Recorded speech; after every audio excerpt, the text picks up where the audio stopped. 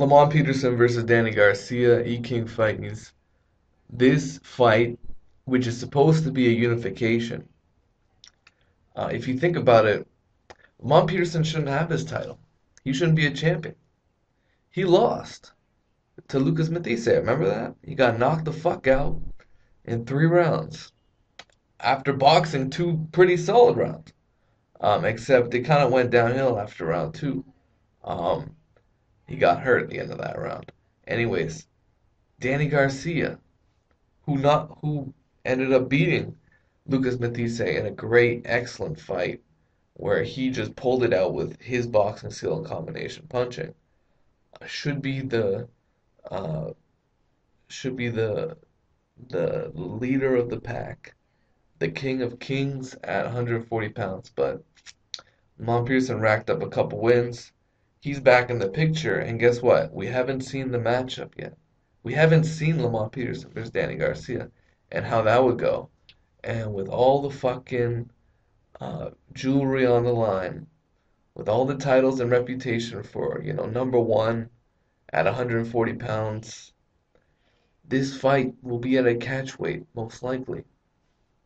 If you think about it, Lamont Peterson's in the media saying, man, it was a bit harder for me to make 140 pounds this time. He was saying that.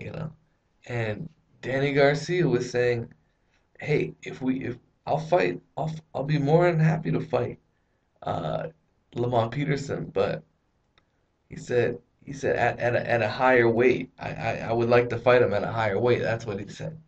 You see what I'm saying? And you wonder why Danny Garcia is saying that. We all saw what happened against Lucas Matthysse. It seems like at the higher weight, at 141 plus, Danny Garcia will have a much more decided strength advantage because he's already a big 140 pounder. And Lamont Peterson, who has shown to be quite chinny.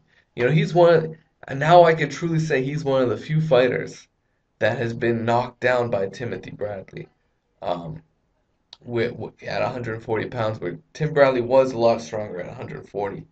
And my God, if Tim Bradley ever decided to move down to 140, I would love to see him in the ring with guys like Danny Garcia, Adrian Bronner. Um, so it's a plethora of options, and Tim Bradley could be a historic type fighter at 140 pounds if he made that move. But I believe that this is a great fight. I believe that both of these guys are true champions. They show what they're worth, and maybe Lamont Peterson, he's got a quote unquote shady past with the whole Amir Khan situation, but I like him as a fighter, and I think this is a great fight for boxing. But I think it has to happen at 140 pounds. Shout out to Dwyer. He also did a video about this topic, and I agree 100%. I think it's absolute bullshit if these guys end up fighting in the catch weight.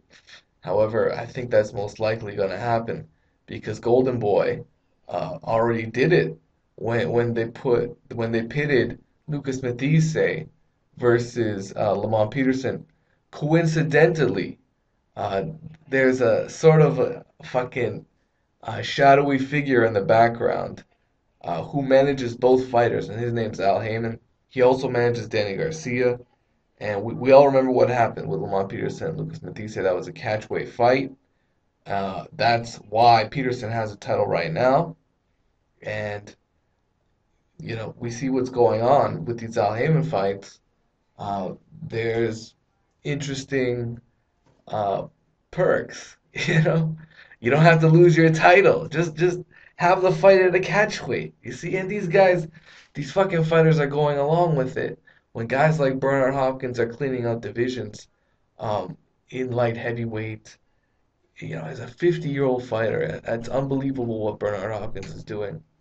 But I wish more fighters would take that spirit of running straight through the fire, and anyone who uh, takes that type of mentality towards boxing is going to have a good future because he'll get noticed. That's how you get noticed. is when you go against the grain and you dare to be great. You know, a lot of fighters don't even dare to be great these days. And I hope Danny Garcia does and defends his lineal title at 140 pounds, which he has earned the right to defend that. So let me know what you guys think. E King Fight News.